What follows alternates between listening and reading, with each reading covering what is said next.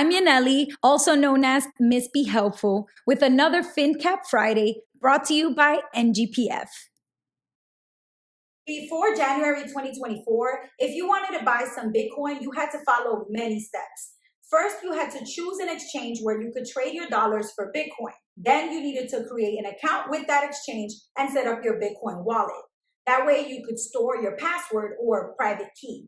Then you had to transfer some of your dollars into that account with the exchange and wait a few days for the transfer to go through. After all this, you could finally place an order to buy some Bitcoin. But then you had to make sure that your Bitcoin wallet was safe and protected from hackers. This is why it was such a big deal when the U.S. Securities and Exchange Commission, aka the SEC, announced that they officially approved a new way to buy Bitcoin.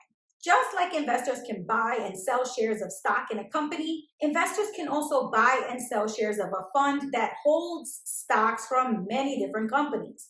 These are called ETFs, or exchange traded funds. Now, Bitcoin ETFs allow investors to buy shares of a fund that holds Bitcoin.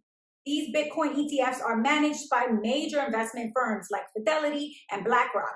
So buying a share of a Bitcoin ETF is now just as easy as buying a share of stock inside of your investment account.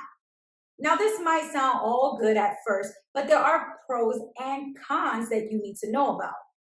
The pros are ETFs are federally regulated investments, so you can rest assured that you have investor protections in place when you buy shares of an ETF.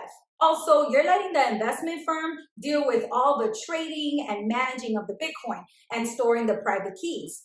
They're the ones that have to protect against hackers. So this makes it much more simple for you to manage.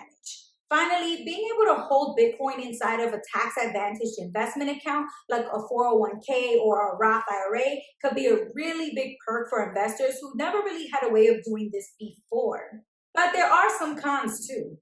First of all, you don't have direct control over your Bitcoin because the investment firm is the one with the crypto wallet and the private keys. And in case you never heard of the crypto saying, it goes, not your keys, not your crypto. Also, there are annual fees whenever you invest in an ETF or other investment funds.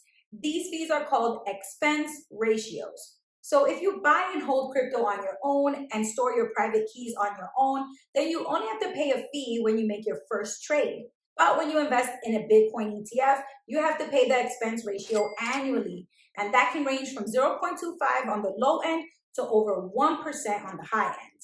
Finally, anybody who chooses to buy Bitcoin needs to know that it is a very speculative investment, no matter if you buy it on your own or if you buy it through a Bitcoin ETF in an investment account. This is because the price can go up and down for so many reasons, which may or may not make sense to you. A lot of people thought that the approval of Bitcoin ETFs would make the price of Bitcoin go up, and headlines made a big deal about billions of dollars being poured into these new ETFs.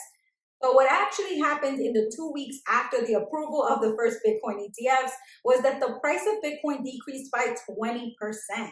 So the bottom line here is anybody who chooses to invest in a Bitcoin ETF still needs to be very comfortable investing in something that's volatile.